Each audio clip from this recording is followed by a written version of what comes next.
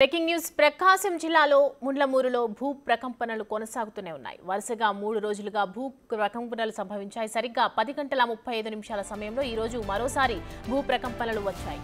శనివారం, ఆదివారం కూడా 10 గంటల 35 నిమిషాల సమయంలో భూమి కనిపించింది.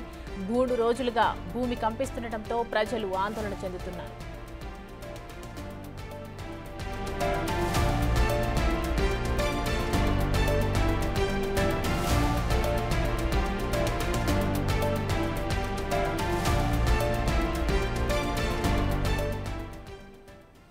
ప్రకాశం జిల్లాలో ముండ్లమూరులో భూ ప్రకంపనలు ఇంకా కొనసాగుతూనే ఉన్నాయి. వరుసగా 3 రోజులుగా భూ ప్రకంపనలు సంభవించాయి.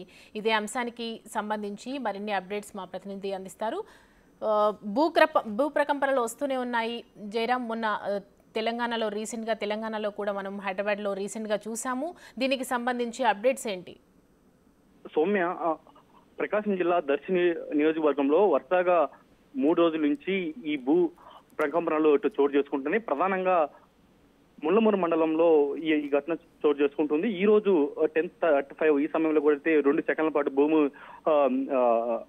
ఒక వైబ్రేషన్ మాదిరి ఒక ప్రకంపనలు వచ్చాయి. అంటే వరుస నిన్న కావచ్చు, మొన్న ఈ రోజు వరుస 3 రోజులు 10:35 అదే టైంకి ఈ భూమిలో యొక్క వైబ్రేషన్స్ వస్తున్నాయి. ఒక్కసారిగా ఇటు దర్శి నియోజకవర్గ ప్రజలు, అదేవిధంగా ముండ్లమూరు ప్రజలు, స్థానిక ప్రజలు అయితే ఒక ఆందోళన వ్యక్తం చేస్తున్న పరిస్థితి కనపడుతుంది.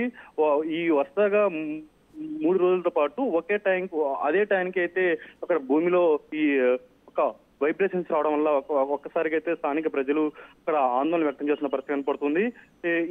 ఈ ప్రకంపనలు పక్క ఎందుకు వస్తారని కూడా అయితే 2 రోజుల నుంచి ఇటు అధికారులు అయితే ఇన్వెస్టిగేషన్ చేస్తున్న పరిస్థితి కనపడుతుంది.